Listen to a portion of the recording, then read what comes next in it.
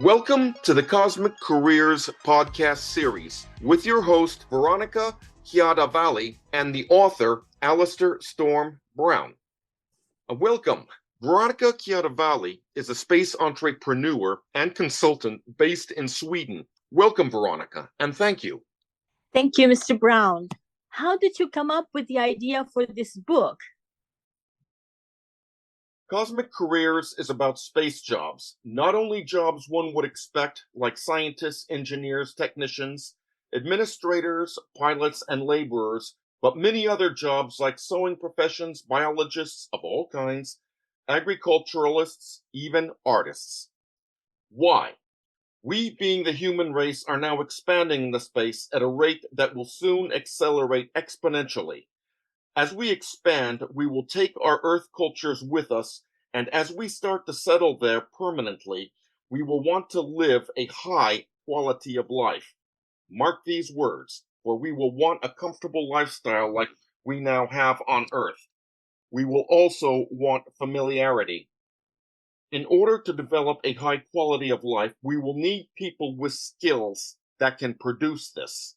And that means artists, performers, chefs, recreation directors, clothes makers, construction workers, miners, any skill that you can imagine will be needed up there. And as we expand into space, so will our lifestyles, and because of it, all skills on Earth will be needed in space.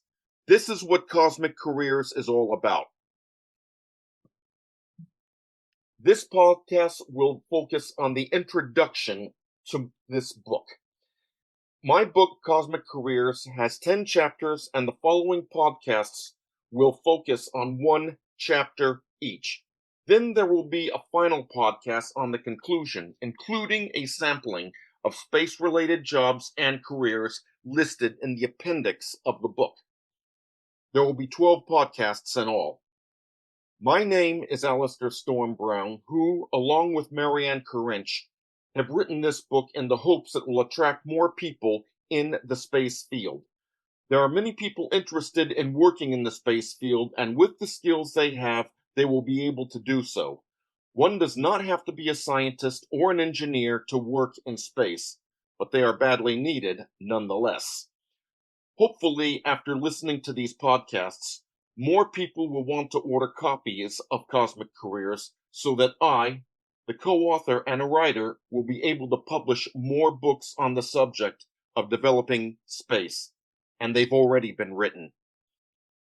Know that much of what I say in this podcast is not in the book, and vice versa.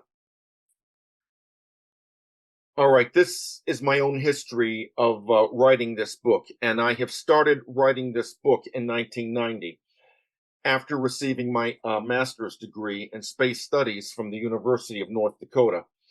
Now, right shortly thereafterward, President George H.W. Bush came out with a proposal, and it was broadcasted on the news, about having 4 astronauts land on the moon, establishing a moon base up there, and eventually going to Mars.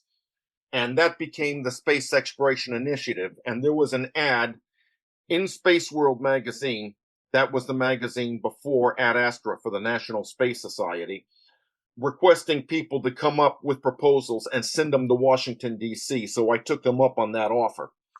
I wrote a draft of 100 pages, and I sent titled A Permanent Moon Base and the Mission to Mars. And I explained it from beginning to end, how to have a good launch system, a space station, a base on the moon, and eventually going to Mars, and what we're going to do in between there in cislunar space and everything. And I sent this proposal, 100 pages long, to the Space Exploration Initiative.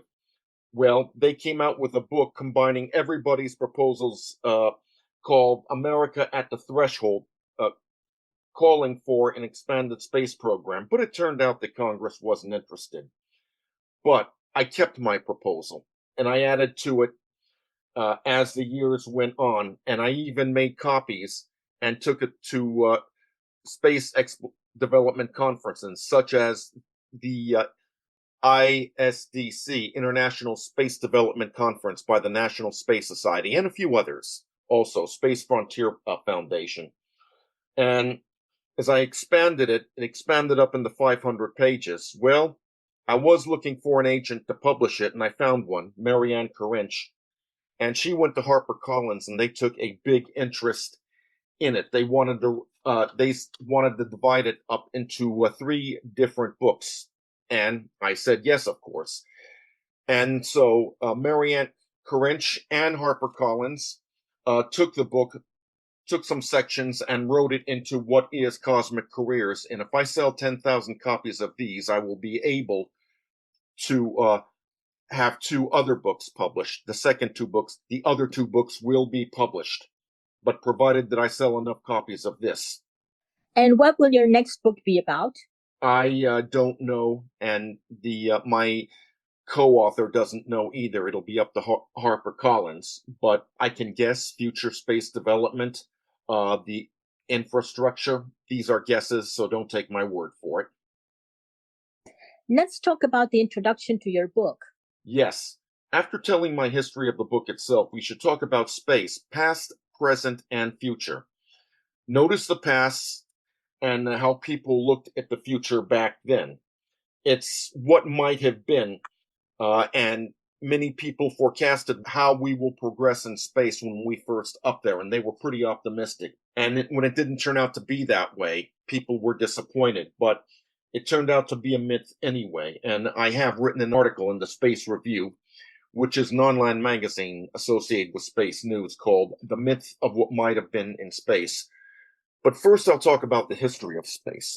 After World War II ended, both the US and the Soviet Union knew that there were rocket scientists in Germany at Peenemünde, and they were developing V-2 rockets, mostly to bomb London. But when the war was over, the scientific section of the United States government knew that the Germans had a lot of valuable rocket scientists that they could use on our side. So they went to Peenemünde, and so did the Soviets. It was a race to get as many rocket scientists and equipment for these rockets as possible. And in a way, we succeeded, and we got the best person, Wernher von Braun. The Soviets came afterward and got rocket scientists too, hence the space race. And it turned out that Wernher von Braun was the one who developed the Saturn V, which got us to the moon. The space race sort of began when Chuck Yeager in 1947 broke the sound barrier. However, it was a race because the Soviets on October 4th, 1957, launched the first rocket in space called Sputnik, and it was a little ball, a sphere, with a few antennas that went boot, boot, boot, and everybody in the world could listen to it, but it shocked the world nonetheless, and it scared everybody because it realized that we can send rockets with nuclear bombs into space, and so we had to send a rocket up too. Well, we had a lot of failures, a lot of rockets crashed, but then we sent Explorer 1 with its satellite in orbit, and this truly marked the beginning of the space age. The United States government formed NASA from NACA, NACA, the National Advisory Committee for Aeronautics, which became NASA, the National Aeronautics and Space Administration. They chose 7 astronauts for Project Mercury. And not to be outdone, before we launched our first astronaut, the Soviets beat us to it with Yuri Gagarin on April 12, 1961. I'll bet we were fuming then. However, we sent Al Shepard and Gus Grissom on separate capsules for suborbital missions. We didn't even orbit the Earth. And then after that, we sent John Glenn to be the first American in orbit. And everything what I'm telling you right now, you can see the movie The Right Stuff. So if you can get a hold of the video, rent out the video, or buy it, I highly recommend it, because that'll tell you everything right there in a good 3-hour movie. And it's a good movie, really, believe me. Well, Gemini came and went with 2 astronauts. And then there was the Apollo tragedy with Gus Grissom, Edward White, and Roger Chaffee, which died in which an Apollo fire broke out, and it killed all three astronauts. And so the program was grounded for a little over a year and a half. But in October of 1968, we launched Apollo 7. But then came Apollo 8 with Borman, Lovell, and Anders to orbit the moon 10 times. And I personally remember that. When they reached the moon, for the very first time, something neither NASA nor the government ever predicted happened. But when they filmed the Earth rise over the lunar surface, it hit the artistic world, it hit everybody in a way that we could not even dream about, because they saw the Earth for the first time as a single globe, blue and white that was rising. It was a globe with no borders. It had a cloud covering ocean, and it was just a single planet that everybody, the entire human race, lived on. And that hit everybody like you wouldn't believe. And the artistic community used it. The environmental movement took it and ran with it, saying, we all live on one Earth, let's take care of it. And that really changed our thinking on the view of the Earth. And also, on the peak of Apollo 8 on Christmas Eve, when both Borman, Lovell, and Anders read from the book of Genesis. And that was an inspiration right there. Well, 2 more Apollo flights came, and then came Apollo 11, and the whole world was watching us land on the moon. We made it to the moon, but we've had incidents have happened when we land on the moon that we couldn't even imagine how the world would react. NASA and the US just say, okay, we're landing on the moon and that's it. But they could never imagine the reaction of the human race. And after Apollo 12, Apollo 13 had an oxygen tank explode. And then they had to use a lunar module to push the ship back to Earth and from the moon. And people feared it. Will the astronauts survive? Well, they did. And they used it with what they had. And much of the time, they were literally freezing, in that ship because there was no heat. And it all ended with Apollo 17. There were supposed to be 3 more flights, Apollos 18, 19, and 20, but they were canceled due to budget cuts. But the Apollo 20 was used for pieces of Skylab. All right. It's all well and good that you took us up to the present, but where is that what might have been, and why is it a myth? Okay, here's where it gets interesting. Long before Apollo 17 ended, NASA proposed follow-up programs. Okay, what are we going to do after Apollo? And the Space Task Group was formed, and there was another proposal called the Apollo Applications Program. The Apollo Applications Program was used to use Apollo hardware and their spacecraft and advanced lunar modules to establish a lunar base. The Space Task Group was designed to advance man in space with new advanced equipment, with a space shuttle twice the size of the present one, a space station that can house 50 people, and a moon base designed to house 6 to 12 people. And this was a super ambitious program. In a way, both were similar, but Nixon wasn't interested in either. Now, Nixon didn't want to abolish the space program, but he wanted to put it on equal funding with other programs. And of course, there were the problems of Vietnam and Watergate. What did come out of the Apollo Applications Program, if you want to call it that, was Skylab, and we had 3 flights up there that lasted 28, 56, and 84 days, respectively, with 3 astronauts doing experiments. That, in 1975, we had Apollo Soyuz, where we hooked up with a Soviet capsule, Soyuz, with 2 cosmonauts, meeting the 3 astronauts. And then we went on a 6-year hiatus with the space shuttle. We got disasters, but the space shuttle lasted for 30 years.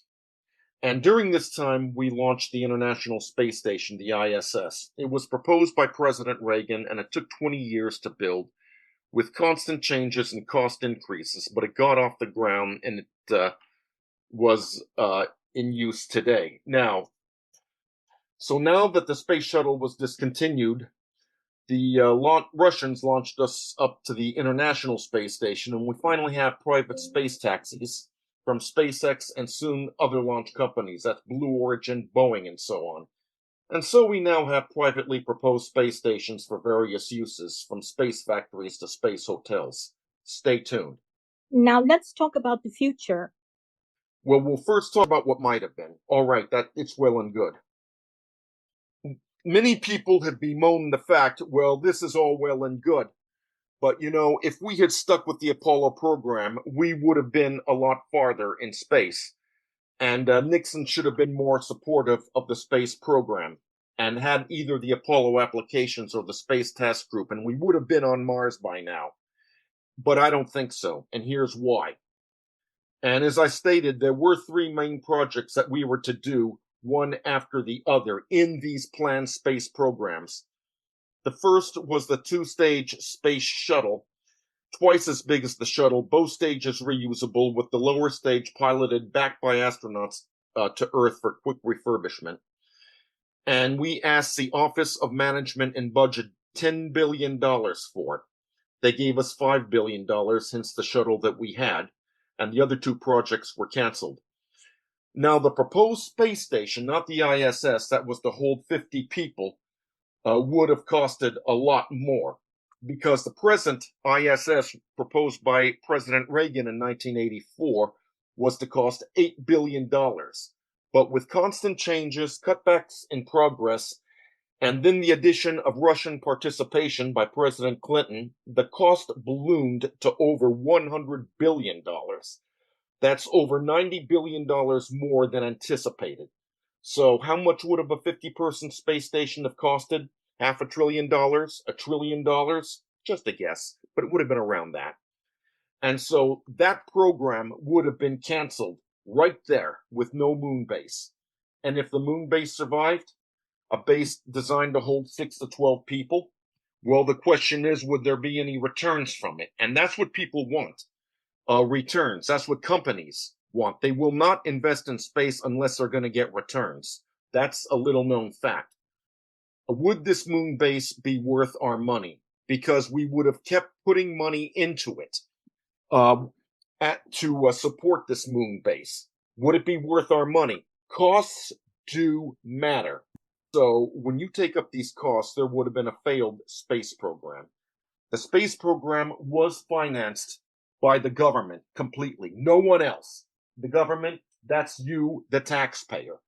So Congress wouldn't have put up with it. The taxpayer would have put up with it. The program would have been canceled, and we would be where we are now. It would not have made any difference. So this is what the myth of what might have been in space. People forget costs. People forget the money it would have been required. And they forget returns on it. You just don't put on a show like that. So no country can afford to settle and develop space alone. Not the United States, not China, not Russia, not Europe, no one. Because you're going to need private enterprise and professional organizations, even organized labor. And remember, NASA is not the one that made the decisions on how we will develop space. The government does, and NASA has to follow what government dictates. But NASA still has an important role to play here. The role is long-term research, especially endeavors private enterprise cannot afford to do alone. Nonprofit research, deep space exploration, and that includes exploring Mars before anyone else gets to it. Before we settle it, we have to explore it first. And situations where NASA leases space but does not yield control. This means that when any private entity, private enterprise, wants to mine an asteroid, settle in space, have a space factory, they have to file a claim. And this is true. During the gold rush, California and Alaska gold rushes, you just don't go and stake out a piece of land and decide to dig for gold. You have to go to the local office and file a claim on a certain piece of land before you can mine for gold. And that's how it will be in space. You have to file a claim for a certain piece of land on the moon, on an asteroid, or even in deep space. And that's the way it should be, because it keeps people from rushing in like a mob and fighting each over a piece of land or a piece of space. And when in this situation, so in NASA's duty would be to research, for example, building a rocket or a spaceship, an advanced propulsion system. They should work on it. They should research it. They should develop it. They should turn it over to private industry and get out of the way. NASA needs to get out of the rocket business. And so the government should serve as a catalyst, a cheerleader, a maker of laws, and that's what we're doing right now. There is American space law. There is international space law, an enforcer of laws and a keeper of the peace. Now, with that in mind, before going any further, I would like to state loudly and clearly is that I am totally opposed to war and any conflicts in space. First of all, there's no need for it. Any country, even our enemies on Earth, should have the right to venture into space. And when we do that, we have to leave our conflicts and grievances behind. They have no place up there. We need to cooperate, help each other in their time of need, and we need to help build a civilization together. I don't want separate countries formed on the moon or Mars like we form separate countries in North America. The moon should be one country of all nationalities, and so should Mars, and the asteroids could form their own entity if they want, but each separate entity in space should have a single government. And also, let's say China has a crisis on a space station, and their taikonauts, which is a Chinese astronaut, are in danger and their lives are at stake. If there is an American ship nearby, they should come to its rescue and save their lives, even if we are having serious conflicts with China on Earth.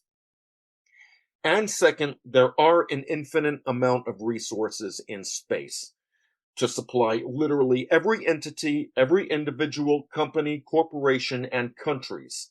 And so we have no need to go to war because everything that is needed for humanity is up there for everyone. There's plenty for everyone, and so there is no need for greed. And I'd like to quote Mahatma Gandhi here about Earth. The Earth has enough to supply every man's needs, but not his greeds. And that has to apply up there. Now let's talk about the future. Okay. And this is the climax of the introduction. We need to go back to the moon, mine near-Earth asteroids. We will start small, but as we grow, more and more people will immigrate with job skills. And this is where Cosmic Careers comes in. All the skills needed to develop a space infrastructure, habitats, survival gear such as space suits.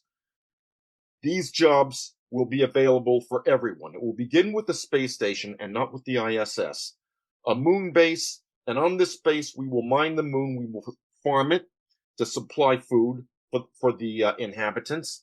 And we will use in situ resource utilization. That means living off the land, using the resources that are there, rather than getting them from other places. And we will need imports from the Earth and near-Earth asteroids, such as hydrogen and water. But if we have a self-supporting economy in space involving the moon and asteroids, we will no longer need the Earth. And that's a good thing.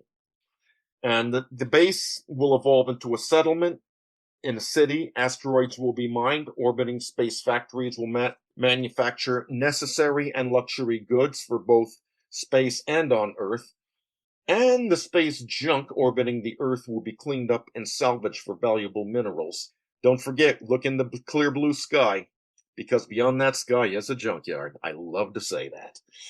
And an entire infrastructure needs to be built, like the interstate highway system.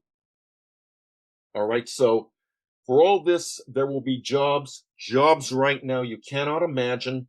And as stated, this is where Cosmic Careers come in.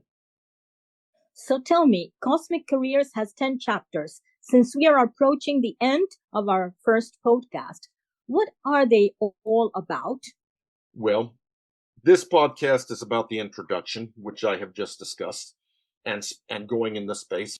There will be 11 more podcasts explaining each individual chapter with some extra tidbits not presently in the book.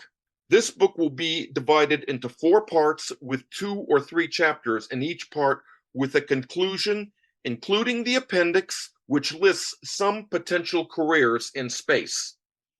Part 1 covers the why of space with 2 chapters. Chapter 1 tells the promise of space as we first venture up there, with space stations, lunar habitats, mining, and profits to be made. Chapter 2 delves into the past history of empires and how they rose due to trade, the mistakes that were made, and how to avoid them in the future. And here I focus on the British Empire. Part 2 of the book covers organizational infrastructure. And Chapter 3 in Part 2 deals with companies in space and their businesses. And Chapter 4, the role of government in space.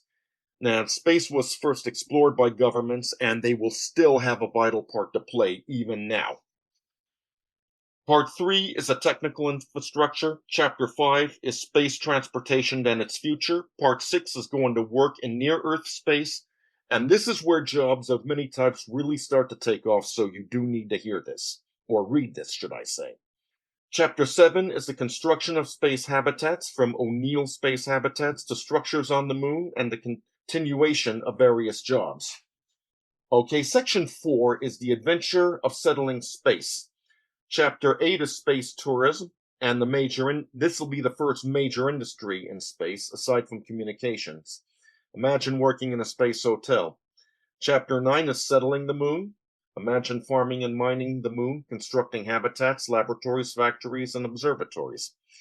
And here we can use interior decorators. Chapter 10 is settling Mars, and this may be closer than you think. And the conclusion, space is our neighborhood. It tells of some needed skills, and we will discuss the list of space-related jobs and careers referenced in the appendix, and there are many. There you have it, the future and the history of space exploration and development. History was for the astronauts, scientists, engineers, and it had to be that way. The future is for everybody, and that is why this is called New Space or Space 2.0. The space movement is now re-emerging to include all of humanity, and that is if you want it. Best of all, there is a place for you. No matter who you are, what you can do, your skills will be needed. This is Cosmic Careers. There will be future podcasts, I would say, at first every 2 weeks, and then later, as I become accustomed to producing these podcasts, every week. And I hope you, the listener, will tune in, and I hope that you will buy the book, Cosmic Careers, of course, and you can order it at your local bookstore or on the internet. So let's take a journey in the not-too-distant future. There is a career waiting for you. Thank you, Mr. Browne, for this wonderful podcast. And I'm looking forward to the next one, which will be the first chapter. Which is the promise of space. With it, to Veronica, to you, the listener, have a good day. Thank you. Bye. Bye.